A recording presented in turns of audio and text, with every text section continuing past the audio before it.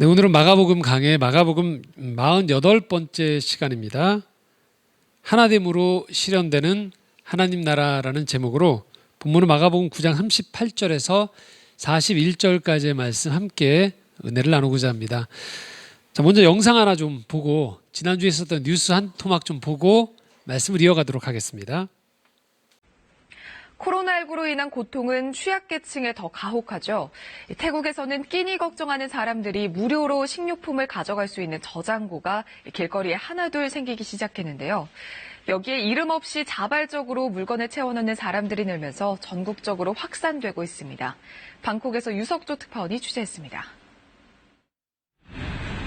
태국 방콕의 한 도로가 인도에 허름한 차 한 짱이 놓여 있습니다. 안에는 라면과 쌀, 계란, 음료수 등 식료품들이 들어있습니다. 코로나19로 끼니 걱정을 하는 취약계층을 위해 누군가 먹을 것을 가져다 놓으면 필요한 사람이 가져가는 일종의 길거리 푸드뱅크입니다.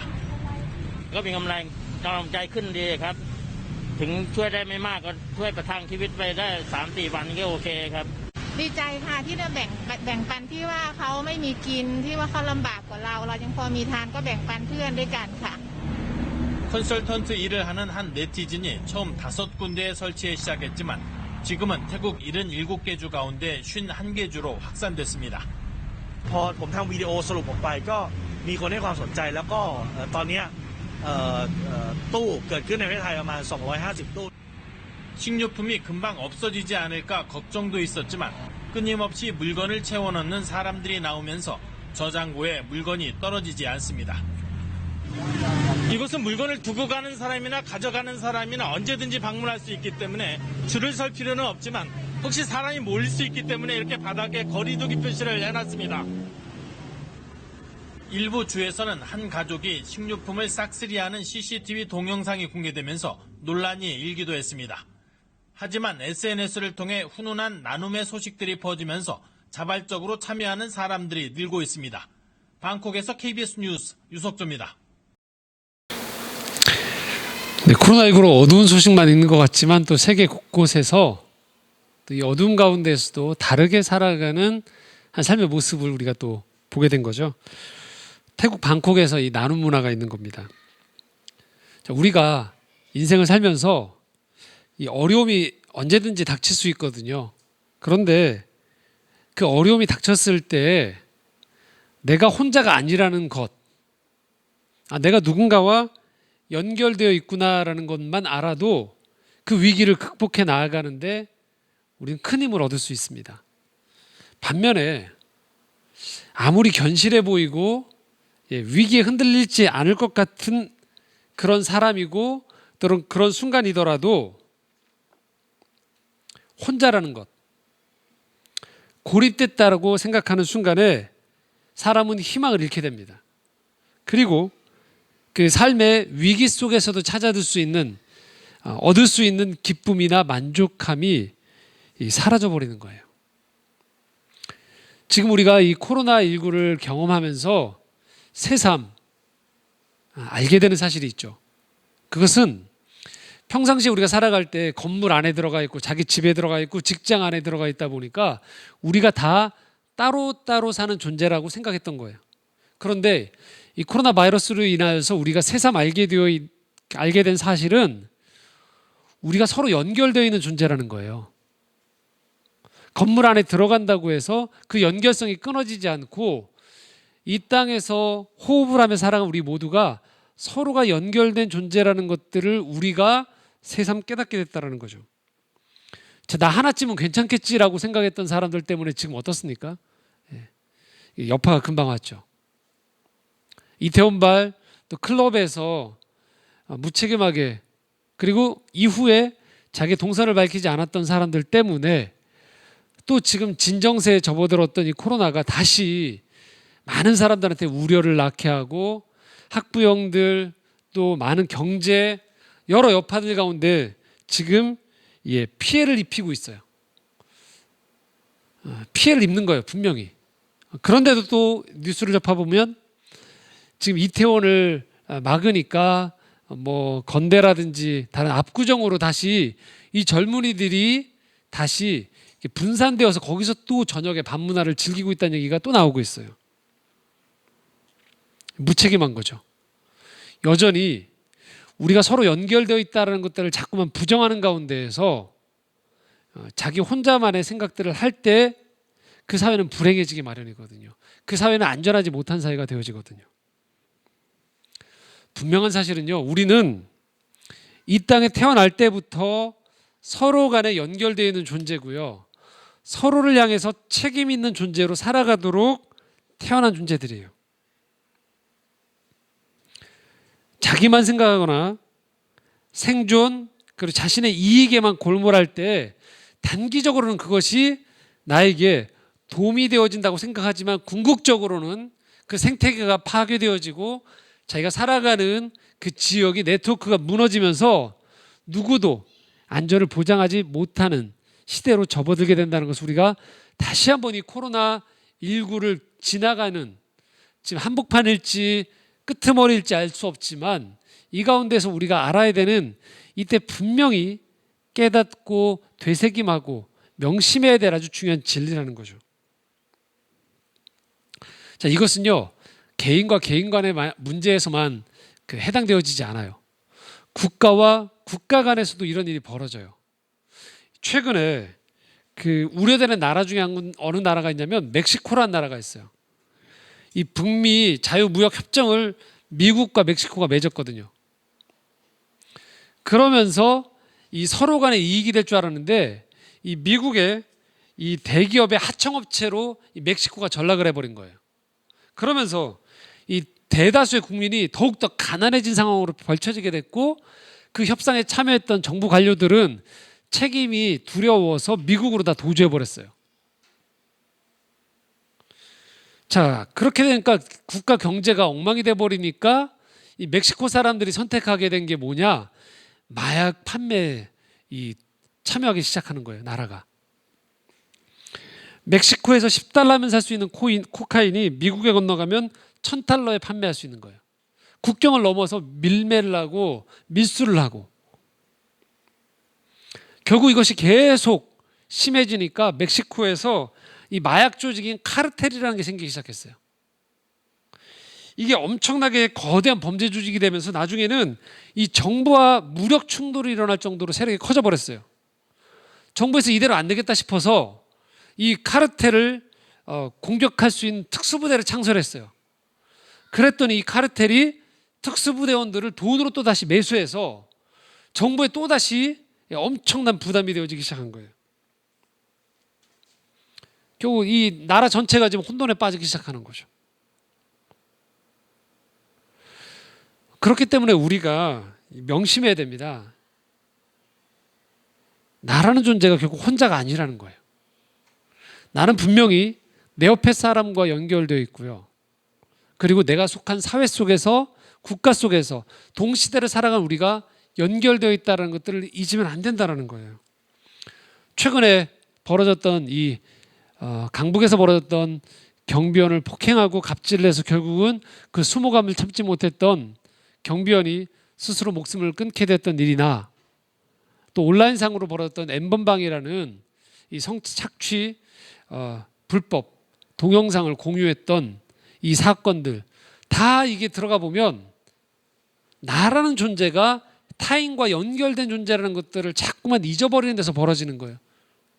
내가 누군가에게 갑질을 했을 때 그 사람이 집에 돌아갔을 때 누군가의 아버지가 될 수 있고 누군가의 남편이 될 수 있고 그리고 내가 나의 만족을 취하기 위해서 함부로 대했던 그런 어떤 범죄 행위들이 누군가의 남은 인생을 파괴할 수 있다는 것들과 연결되어진다는 생각을 하지 못하고 지금 내 안에 있는 당장의 분노, 내 안에 있는 당장의 쾌락을 채우는데 골몰하면서 결국은 우리 사회 또 내가 접해 있는 가족들에게 피해를 끼치는 것들을 우리가 지금 여실히 경험하고 있는 거예요. 그렇기 때문에 우리가 올바른 기독교 신앙을 갖는다는 것은 뭘 말하느냐면요. 여러분이 홍익인간이 돼서 온 세계를 다니면서 모든 사람들을 다 책임지라는 얘기가 아니에요. 가장 기본이 뭐냐? 자연 본성에서 비롯되는, 육체적인 본성에서 비롯되는 나만 생각하는 것을 넘어서는 그 출발점은 내가 연결된 존재라는 것들을 인식하는 것에서부터 시작돼요. 내 교회, 내 나라, 내가 속한 커뮤니티에 그 연령대의 사람들과의 만족만을 추구했을 때 그것이 결국은 우리 모두를 불행으로 몰아간다는 것을 신앙의 그 기반으로 우리가 그 고리를 끊어내는 것들이 필요하다는 거예요. 우리라는 단어가 익숙해져야 돼요. 공동체, 민족, 사회, 더 나아가서 이 동시대를 살아가는 세계 인류에 대해서 우리가 고민하는 것. 기독교 신앙은 그것들에 대한 근거를 마련해주고 힘을 주고 그것들에 대한 가치관과 전망을 보여줄 수 있어야 된다는 거예요. 하나님은 오늘도 우리가 서로 연결된 존재임을 알기를 원하세요. 그리고 하나님 안에서 하나 되기를 원하신다는 거죠. 그 일이 아무리 좋은 일처럼 보여도 그 일을 계속해 나아갈 때 그 한 집단에 속해 있는 사람만 유익을 얻고 그렇지 않은 사람에겐 불이익을 주는 것. 그래서 우리 편인가 그렇지 않은가 그렇게 나누기 시작할 때 그 안에 깃들어가는 것들이 폐쇄성이 들어오거든요. 결국 안과 밖을 구분해내고 점점 견고한 성을 쌓아갈 때 건강하게 파괴되어져요. 여러분들이 학교 생활을 할 때나 또는 직장 생활을 하시거나 그리고 교회 생활을 할 때조차도 그 집단 안으로만 자꾸만 결속되어지고 그 집단 안에 사람들끼리만 알아들을 수 있는 언어들을 쓰기 시작하고 그 집단 안에 있는 사람과 그렇지 않은 사람에 대해서 정서적으로 차별이 가해지기 시작한다라면 여러분 그것은 여러분 건강성의 온도계에서 이상이 왔다는 것들 여러분 스스로 아셔야 된다는 거예요. 이 커뮤니티 안에 속해 있지 않은 사람이 갑자기 그 안에 들어와도 물론 오랫동안 대화를 나눈 사람보다는 어색할 수 있지만 완전히 배제가 되어진다는 것들은 뭔가 폐쇄적으로 우리가 흐르고 있다는 것들을 기억할 필요가 있다는 거예요. 늘 말씀을 드리지만 저희 예배드리는 이곳에 아직 신앙을 갖지 않은 사람이 앉아 오시더라도 우연히 영화를 보러 이곳에 오셨다가 그냥 앉아 계시더라도 제가 드리는 찬양, 제가 드리는 말씀, 이곳에 드리는 우리 예배의 모습을 보면서 이 사람들 정말 이상한 사람들이구나 라고 생각하지 않는 것. 당장 동의할 수 없지만 저 사람들이 추구하는 저 가치, 저 사람들의 예배드리는 모습, 저 사람들이 서로 교제 나누는 일상의 모습을 보면서 당장은 내가 익숙하지 않을 따름이지 저 커뮤니티 안에 들어가서 함께 교제를 나누고 싶고 함께 배우고 싶고 자라가고 싶다라는 마음이 드는 것, 그것이 기본이라는 거예요. 그것은 예배만을 의미하지 않아요.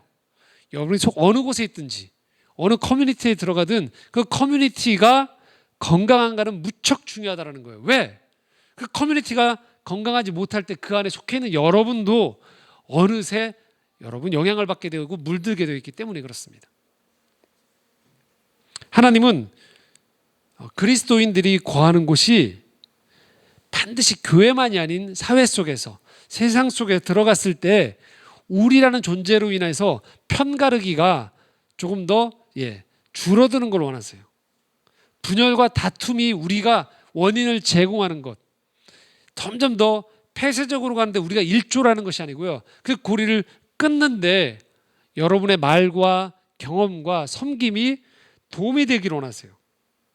그래서 이 땅을 살아갈 때 그리스도인으로 인하여서 그 지역사회에 존재하는 교회로 인하여서 그 사회가 일치가 되어지고 화해가 되어지고 평화가 찾아오기를 원하신다는 거예요.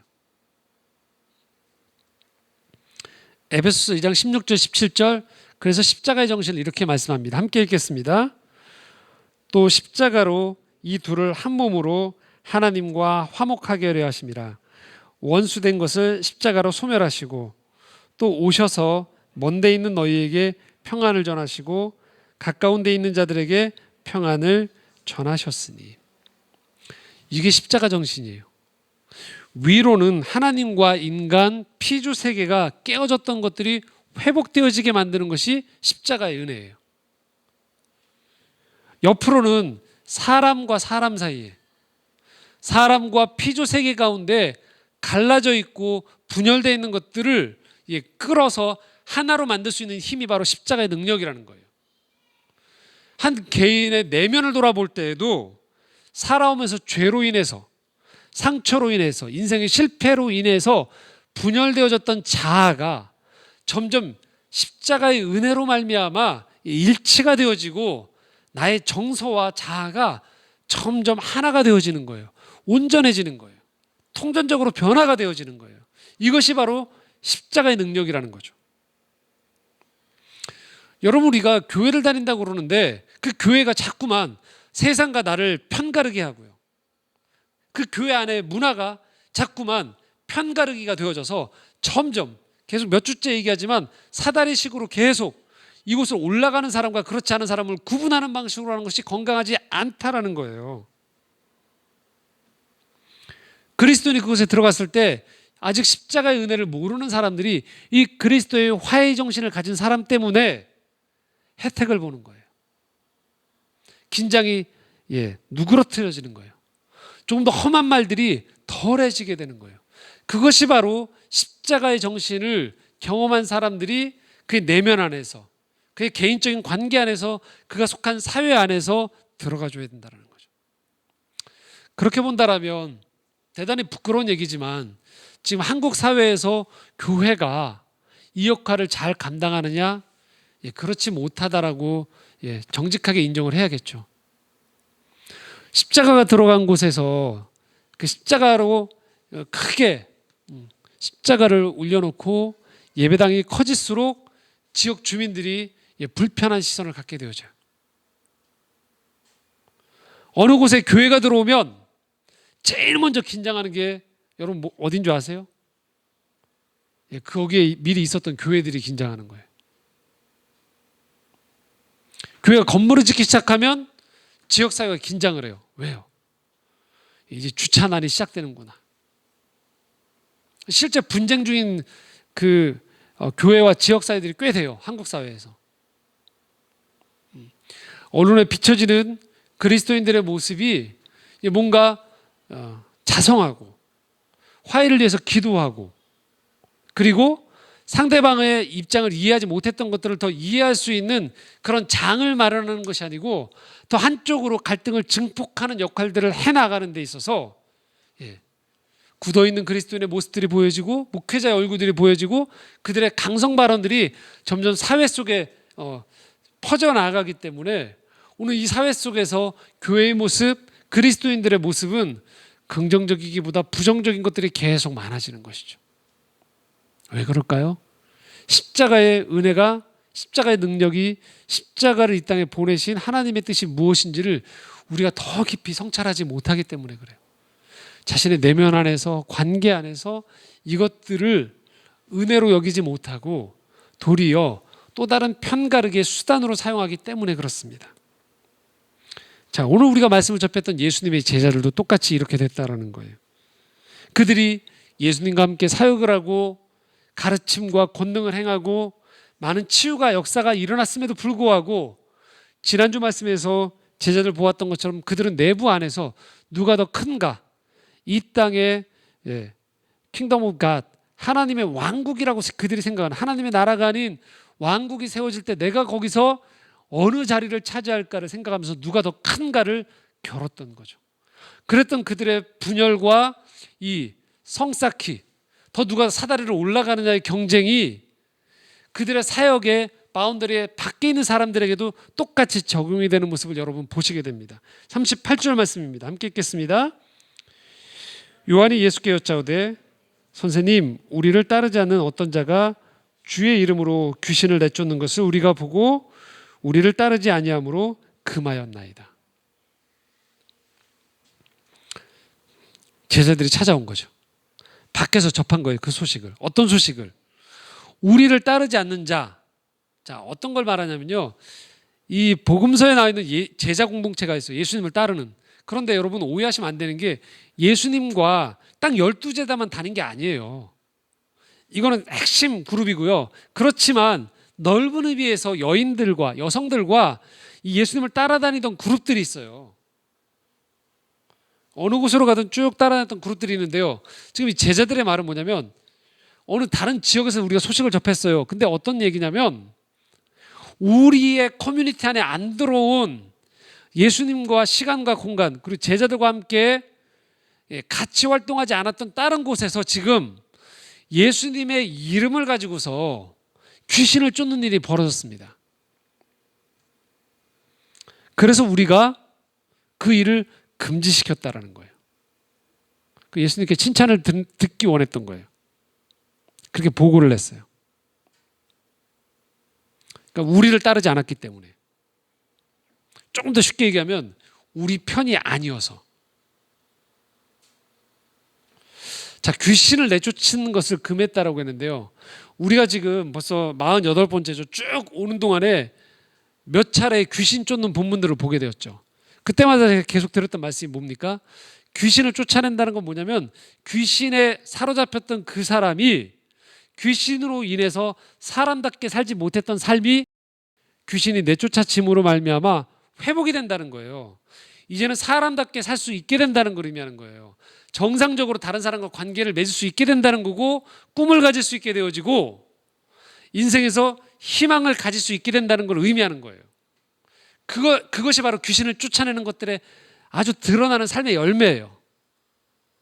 그런데 제자들이 지금 누군가가 다른 곳에서 예수 그리스도의 이름으로 누군가의 귀신 들렸던 사람의 귀신을 쫓아줬는데 그것을 더 이상 하지 못하도록 막는다는 거예요. 본인들이 지금 다 다니지 못하거든요. 팔레스타인 지역을. 본인들이 그 땅에 있는 사람들의 모든 귀신 쫓는 사람들을 다 관장할 수 없고 관리할 수 없고 모든 사람들이 같은 시간대 예수님의 제자로 따라다닐 수 없음에도 불구하고 제자들은 지금 초점이 귀신이 쫓겨져서 회복되어지는 사람에게 맞춰져 있지 않고 어디에 맞춰져 있냐면 우리 편이 아니라는 것에 초점을 맞추고 있어요. 그래서 그들이 벌였던 그 가치로운 일이 가치롭지 못하다라고 판단을 내리고 금해버린 거죠. 자, 예수님의 답변이 어떻게 돌아갔을까요? 39절 40절입니다. 함께 읽겠습니다. 예수께서 이르시되 금하지 말라. 내 이름을 의탁하여 능한 일을 행하고 즉시로 나를 비방할 자가 없느니라. 우리를 반대하지 않는 자는 우리를 위하는 자니라. 예수님 이렇게 말씀하세요. 금하지 말라고.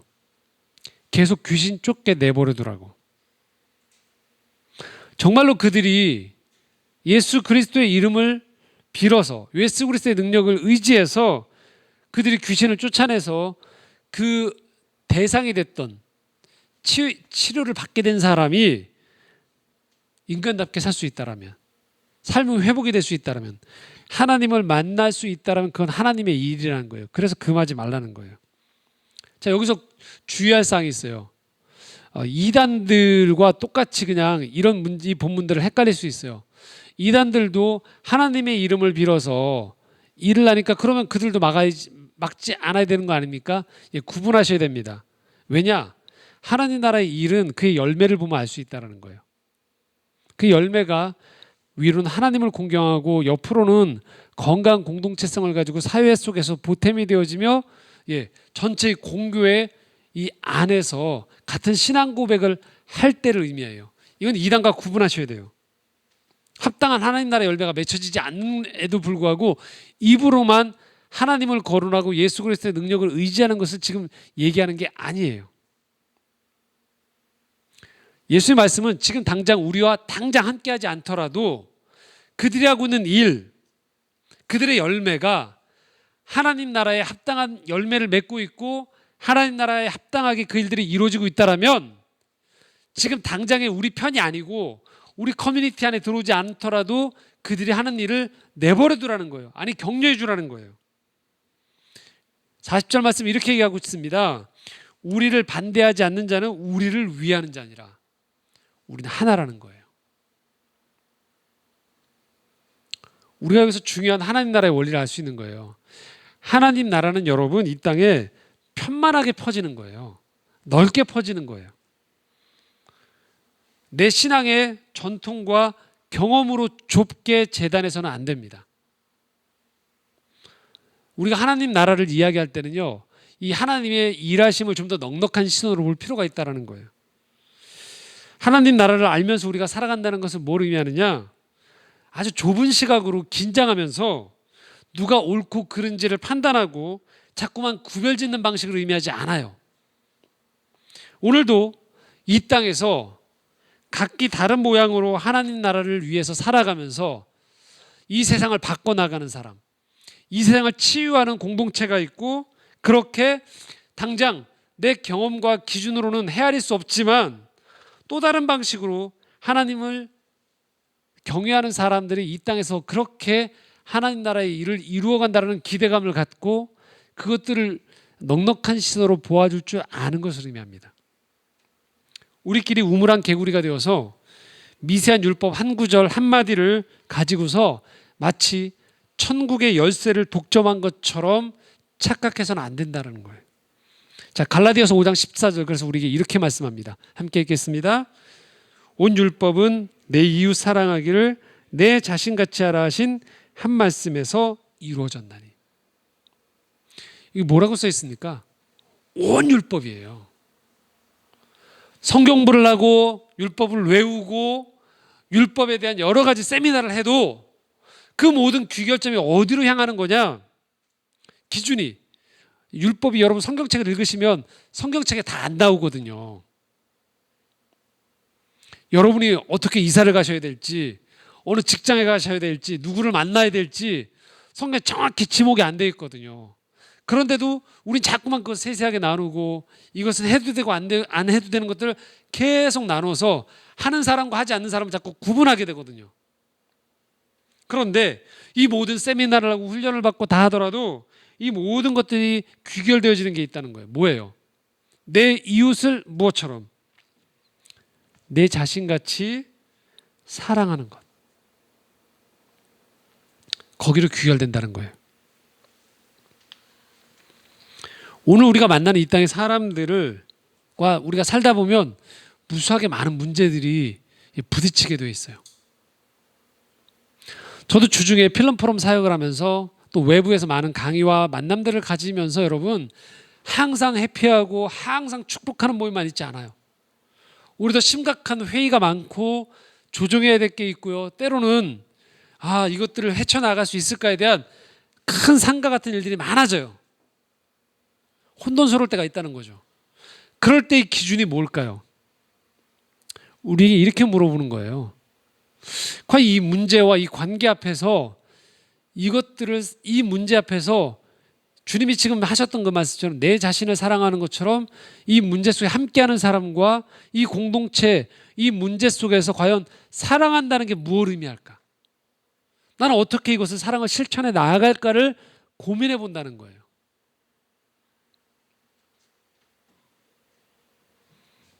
공동체 안에 있으면서 우리만 맞다, 우리만 옳다, 우리만 가치롭다는 게 아니에요. 그래서 다른 곳에서 일어나는 일은 무가치하고 틀렸고, 그리고 우리보다 못하다라는 거, 우월의식, 열등의식의 경쟁관계가 아니라는 거죠. 주님은 결코 그런 식으로 말씀하지 않으세요. 41절, 그래서 우리에게 이렇게 건네주십니다. 함께 읽겠습니다. 누구든지 너희가 그리스도에게 속한 자라 하여 물 한 그릇이라도 주면 내가 진실로 너희에게 이르노니 그가 결코 상을 잃지 않으리라. 당장 우리 커뮤니티 안에 속해 있든 속해 있지 않든 하나님 나라를 위해서 수고하는 그 사람, 그리스도에게 속해져 있다라고 여겨지는 그 사람을 향해서, 여기 포인트는 뭐냐면요, 물 한 그릇이에요. 물 한 그릇이라도 준다라면 그 일은 값어치가 있는 일이라는 거예요. 자, 이 말씀은 지난주에 나눴던 37절 말씀하고 또 연결되어집니다. 같은 맥락의 말씀이에요. 함께 37절 말씀 읽겠습니다. 시작. 누구든지 내 이름으로 이런 어린아이 하나를 영접하면 곧 나를 영접함이요. 누구든지 나를 영접하면 나를 영접함이 아니요 나를 보내신 이를 영접함이니라. 물 한 그릇처럼 37절 말씀에는 어린아이 하나가 나오는 거예요. 물 한 그릇, 어린아이 하나 다 작아 보입니다. 값어치가 없어 보여요. 함부로 대한다고 또 하찮게 여긴다라고 해서 누구도 주목하지 않을 수 있는 대상이 되어지고 사물이 될 수 있는 거예요. 그런 행위가 될 수 있는 거예요. 그런데 우리가 하나님을 따른다는 것, 하나님 나라가 임한다는 것은 바로 이 작은 것조차도 나와 연결되어 있음을 알게 되어지는 거예요.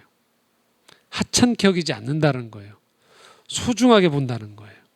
그리고 하고 있는 그 일들이 어디가 당장 소용될지 모르지만 내가 오늘 베풀었던 친절, 내가 베풀었던 인내, 내가 베풀었던 섬김, 내가 베풀었던 환대가 결국 연결되어져서 누군가에게 영향을 준다는 것이죠.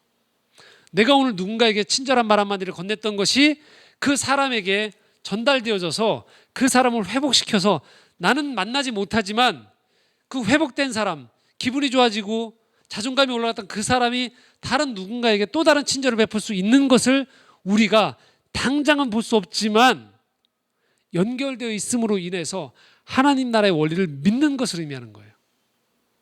이 작은 어린아이 하나에게 오늘 내가 정성을 기울인다는 것, 당장은 돌아오는 보상이 없을지 모르지만 이 아이가 자라나가면서 이 세상에 큰 섬김의 역할을 감당하고 이 아이를 통하여서 무수한 많은 사람들이 회복의 역사가 일어날 수 있음을, 그 가능성의 씨앗을 보면서 우리는 어린아이 하나를 잘 되는 것이죠. 바로 이것이 우리가 하나님 나라를 믿는 이유인 거예요. 세상은 오늘도 끊임없이 얘기합니다. 너는 그래 지지하는데 어디에 속해 있는데 얼마나 큰 곳에 있고 얼마나 안정된 곳에 있는데를 자꾸만 물어보는 거예요. 근데 우리는 이렇게 얘기하는 거예요. 그것이 크고 작고 속해 있는 것의 문제가 아닌 우린 다 연결되어 있어서 하나님 가라 하신 그곳에서 하나님 만나라는 그 사람들과 오늘 내게 주어진 이 만남 속에서 하나님 나라를 이루어간다는 거예요. 특정한 신앙적인 경험, 특정한 교파, 특정한 공동체에 소속되어 있는 것만이 우리가 하나님 앞에 칭찬받는 것이 아니라는 거예요. 이 세상을 바라보면서 보다 넓은 마음을 갖는 거예요. 보다 비전을 넓게 갖는 거예요. 하나님 오늘 내게 복을 주십시오가 아니고요. 하나님 내가 가는 그곳이 나와 함께 그 복을 누리게 해 주십시오. 동시대를 살아간 우리가 함께 주님 주신 이 생명의 소중함 안에서 평화를 맛보고 좀 더 나은 삶을 경험할 수 있도록 도와주십시오. 지금 우리가 코로나19로 인해서 일대 혼란을 겪고 있어요. 다 어그러져 버렸어요. 그래서 코로나 블루가 찾아왔죠. 우울감이 찾아온다는 거예요. 자, 이럴 때 우리의 목적이 빨리 이 코로나 블루가 사라져버린 상태에서 다시 예전으로 돌아가는 것에만 집중하는 것이 아니라는 거예요. 이 질문을 해야 된다는 거예요. 지금 이 코로나 블루 속에서 이 혼돈과 아직 모든 것들이 어그러진 가운데에서 이 주어진 시간, 이 주어진 제한된 만남 속에서 그럼 나는 어떻게 사랑하며 사는 거지? 내게 지금 있는 이 작은 만남들, 작은 일상 가운데에서 나는 무엇을 할 수 있는지를 물어보는 것이죠. 기억해야 됩니다. 우리 모두는 연결된 사람들이에요.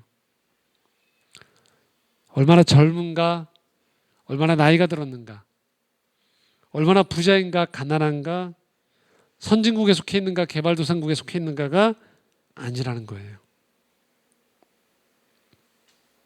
그래서 이 코로나 전국을 지나면서 우리 스스로가 다시 한번 하나님 앞에서 깨달아야 되는 게 있어요. 바로 이것입니다. 여러분은 혼자가 아니에요. 혹시 이 코로나19를 지나면서 여러분들 그것이 경제적인 이유였든 또 어떤 여러 가지 일상에 계속했던 일을 통해서든 이런 것들이 위축되어지거나 적어져서 정말로 내가 혼자라는 생각들이 들면서 점점 위축되는 분들이 계십니까? 여러분 기억하십시오. 여러분 결코 혼자가 아니에요. 하나님이 여러분과 함께 하시고요. 여러분을 위해서 기도하는 공동체가 있고요. 여러분의 가족이 있습니다. 또 직접적인 여러분과 이해관계가 없지만 모든 사람들이 여러분과 경쟁 관계만 있지 않아요.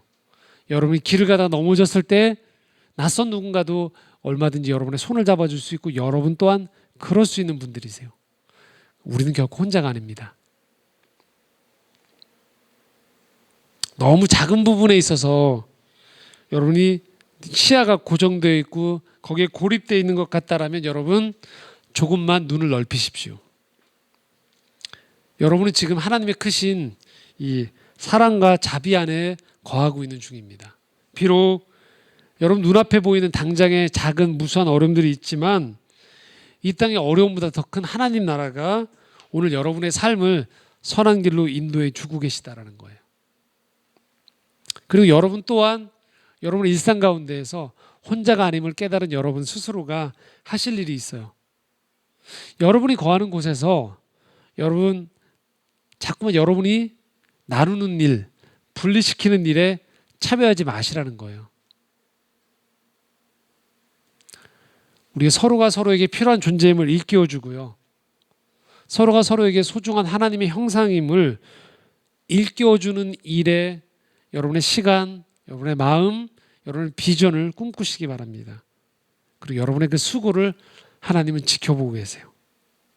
지금 이 시대가 그걸 원하고 있어요. 문명이 발달하면서 그렇지 않을 거라고 우린 자신 있다고 했던 이 문명의 이 발전과 오만함들이 깨어지면서 우왕좌왕하고 있습니다. 그 어느 때보다도 이 하나님의 마음을 품은 사람들이 필요한 시대가 됐어요. 진정으로 교회가 십자가의 정신을 깨달으면서 이 땅에서 화해하고 일치하고 회복의 일에 나설 때입니다.